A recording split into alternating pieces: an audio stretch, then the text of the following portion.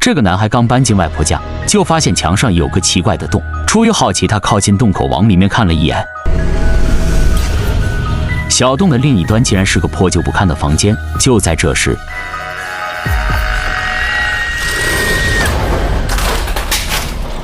男孩被吓了一跳，他把在洞里看到的东西告诉了姐姐，姐姐则以为是邻居家在装修，不小心打穿了墙壁，并没有多想。可当天晚上怪事就发生了。小帅睡觉的时候听到了家里发出奇怪的响声，他一想到白天从洞里看到的场景，心里不由得发毛。就在这时，房间里传来悠悠的歌声，他慢慢地掀开被子，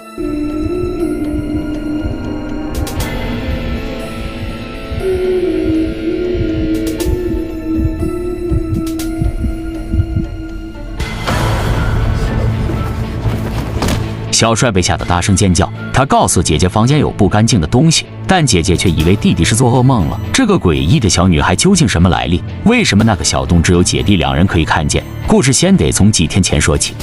3天前，姐弟两人正在家休息，一个自称是他们外公的男人来到家里，说母亲发生了车祸。果然在医院看到了昏迷不醒的母亲，无奈之下，姐弟两人才搬到了外公家。可奇怪的是，母亲并没有跟他们提起过他们有外公外婆这件事。刚来外公家，小帅就发现了客厅墙上的那个洞。姐弟俩将墙上有洞的事情告诉了外公，可奇怪的是，外公说并没有看见墙上的洞，就连外婆也说墙上根本没有洞。并责怪姐弟俩说在编故事欺骗他们。这时外婆看了看前面的墙壁，突然对姐弟俩说：“已经8点了，你们该去睡觉了。”可墙上明明没有示众。姐姐暗示弟弟赶紧回屋。外公外婆的行为太怪异了，两人一度怀疑他们到底是不是自己的外公外婆。第二天早上，小帅发现那个洞竟然消失了。外婆做好了早餐，还为小帅端上了一大杯牛奶。尽管小帅表示自己不喜欢喝牛奶，但外婆还是要求他喝完，说牛奶对他的腿有帮助。原来小帅天生腿有残疾。放学后，弟弟带着朋友来家里玩，突然他听到了奇怪的响声，他顺着声音走去，发现那个诡异的洞又出现了。他好奇地靠近洞口往里看去，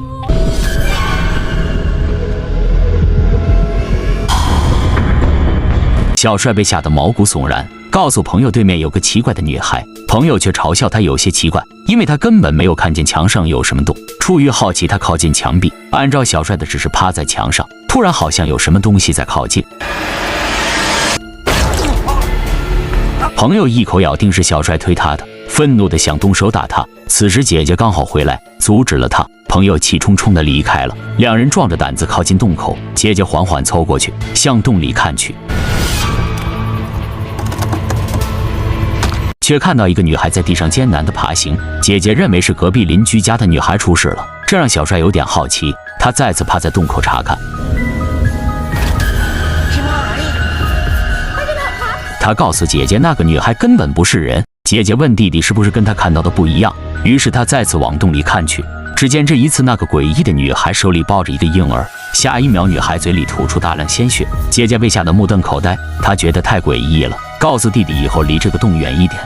此后弟弟的身体开始一病不起，甚至睡醒后还发现口鼻出血。他告诉姐姐，总能听到那个洞在一直呼唤他。姐姐慌张地告诉了外婆，可外婆却没有给弟弟吃药，而是又拿来牛奶给他喝。小帅没办法，只能喝一口应付外婆。深夜，姐弟俩再次被奇怪的声音惊醒，他们来到楼下，惊恐地看着那个洞。姐姐没有忍住，再次往洞里看去。这次洞里除了趴在地上的女孩，旁边的沙发上还躺着一个喝醉的男人。小帅问姐姐看到了什么，姐姐告诉他，那个女孩好像死了，而旁边躺着一个男人却没有救她。为了搞清楚，小帅又上前看了一眼。小帅看完后，忽然觉得对面房间跟他们现在的房间一模一样。小帅指向那面印有时钟的墙壁，说之前一定挂过表。外婆一直会莫名其妙地对着墙壁说时间，而洞里那面墙上的表还在。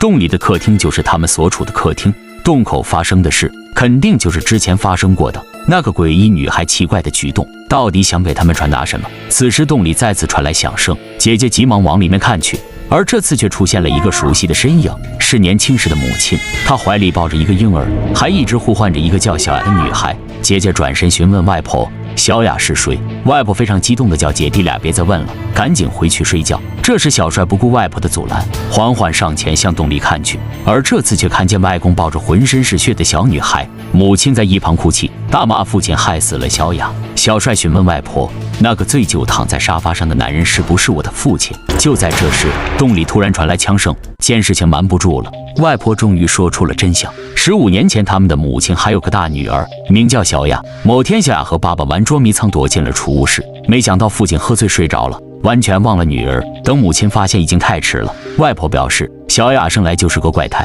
把储物室里的药水当成糖浆喝了下去，而你们的父亲因为内疚，抢过外公的枪自杀了。说到这里，小帅突然开始吐血，姐姐有点着急，想送弟弟去医院，可外婆却端来了牛奶。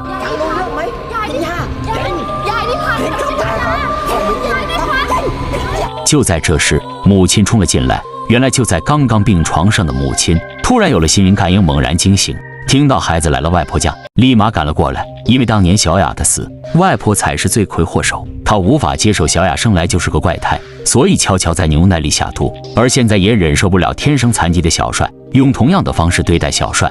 知道真相的母亲无法接受，她选择与父母断绝来往，带着姐弟俩回到了家。故事到这里并没有结束。几天后的深夜，外婆发疯似的乱叫，她看到小雅来找自己复仇，接着她开始不停的抽搐，然后变成了女婿的模样。惶恐的外公连忙开枪射击，但回过神才发现打死的是外婆。最终他也选择了结自己的生命。与此同时，小帅的母亲露出了一抹怪笑，原来15年前，小帅的父亲不是自杀，意外发生后是母亲一气之下杀了丈夫，而身为警察的外公为了包庇女儿，把她伪装成了自杀。墙上的那个洞就是当时留下的。好了，今天的故事就讲到这里，喜欢的朋友记得点赞和关注，我们下期再见。